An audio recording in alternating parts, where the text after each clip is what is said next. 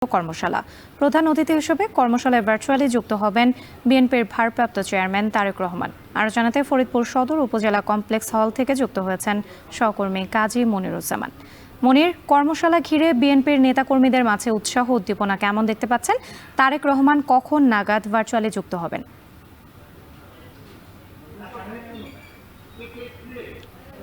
রাত্রি ব্যাপক উৎসাহ উদ্দীপনা আমরা লক্ষ্য করছি, কারণ এই ৩১ দফা বিএনপির একটি মেরামত, রাষ্ট্র মেরামতের কাঠামো মেরামতের জন্য ৩১ দফা এবং জনসম্পৃক্তি বিষয়ক যে কর্মশালা, ফরিদপুর বিভাগীয় যে সাংগঠনিক ৫টি জেলা রয়েছে, শরীয়তপুর, মাদারীপুর, ফরিদপুর, গোপালগঞ্জ এবং রাজবাড়ী, সেই নেতাকর্মীরা কিন্তু ভোর থেকেই বেশ উৎসাহ উদ্দীপনা নিয়ে এই হলরুমে আসে ফরিদপুরের, এবং সকালে রেজিস্ট্রেশন শেষে কিন্তু তারা যার যার আসন গ্রহণ করে এবং ঠিক 10:30টায় কিন্তু আনুষ্ঠানিকভাবে এই কর্মশালা শুরু হয়। এই আনুষ্ঠানিক কর্মশালার প্রথমেই বক্তব্য রাখছেন এই মুহূর্তে খালেদা জিয়ার চেয়ারপারসন খালেদা জিয়ার উপদেষ্টা ইসমাইল জবিউল্লাহ।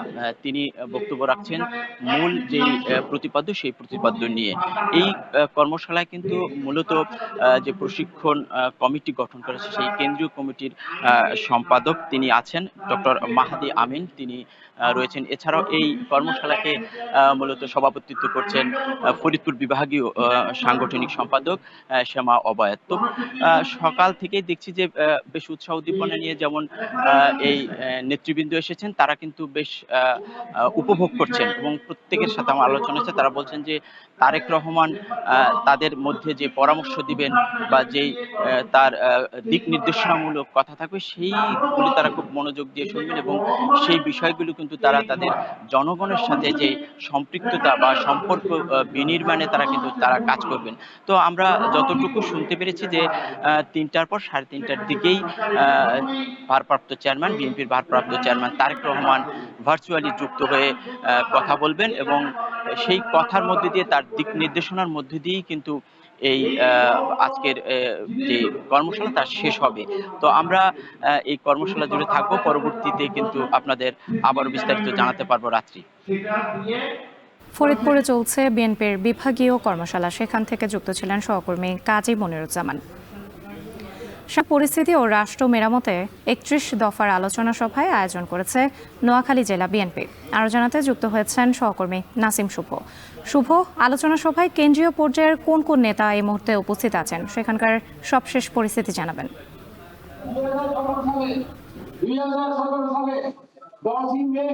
রাত্রি 5 আগস্ট ছাত্র জনতার গণ অভ্যুত্থানে ফ্যাসিবাদী সরকারের পতনের পর কিন্তু অন্তর্বর্তীকালীন সরকার দেশের বিভিন্ন সংস্কারে কিন্তু 10টি কমিশন গঠন করেছে এবং সেই কমিশনে কিন্তু ইতিমধ্যে বাংলাদেশ জাতীয়তাবাদী দল বিএনপি তাদের 31 দফা যে রূপরেখা সেটি দিয়েছে এবং বিএনপি বলছে তাদের এই রূপরেখা যদি বাস্তবায়ন হয় তাহলে এদেশে আসলে পুনরায় কোনো যে ফ্যাসিস্ট সরকার তার অস্তিত্ব মিলবে না এবং এই দেশ যে জনগণের ভোটে যাতে সরকার নির্বাচিত হতে পারে তাদের জন্য কিন্তু তাদের এই তো বিএনপির এই আজকে যে নোয়াখালীতে কর্মসূচি, সেই কর্মসূচিতে ইতিমধ্যেই উপস্থিত হয়েছেন বিএনপির কেন্দ্রীয় কমিটির ভাইস চেয়ারম্যান শাহজাহান। এছাড়াও উপস্থিত হয়েছেন বিএনপির ভারপ্রাপ্ত চেয়ারম্যান তারেক রহমান, যিনি মানবাধিকার বিষয়ক উপদেষ্টা রয়েছেন ব্যারিস্টার সায়েম। এছাড়াও এখানে উপস্থিত কিছুক্ষণের মধ্যে উপস্থিত হবেন সুপ্রিম কোর্ট আইনজীবী সমিতির যিনি সভাপতি রয়েছেন ব্যারিস্টার মাহবুদ্দিন খোকন, তিনি সহ অন্যান্য বিএনপির কেন্দ্রীয় নেতারা উপস্থিত হবেন। ইতিমধ্যে সকাল 11টায় কিন্তু নির্দিষ্ট সময় তাদের যে 31 দফা বিষয়ক যে আলোচনা সভা সেটি শুরু হয়েছে। নেতাকর্মীরা বক্তব্য রাখছেন, নেতাকর্মীরা আসলে তাদের যে সকল নেতারা আসলে তাদের যে সকল কর্মীরা উপস্থিত রয়েছে তাদেরকে বোঝানোর চেষ্টা করছেন।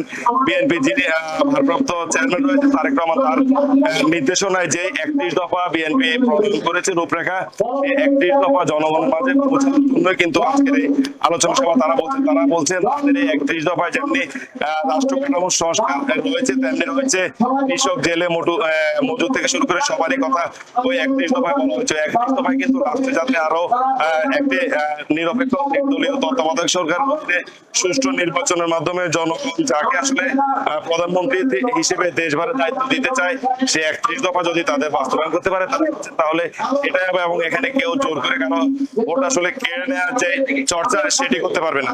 তো এই ছিল আসলে রাত্রি নোয়াখালী থেকে বিএনপির যে আলোচনা সভা, সেটা নিয়ে আমার কাছে এখন অবধি সব শেষ।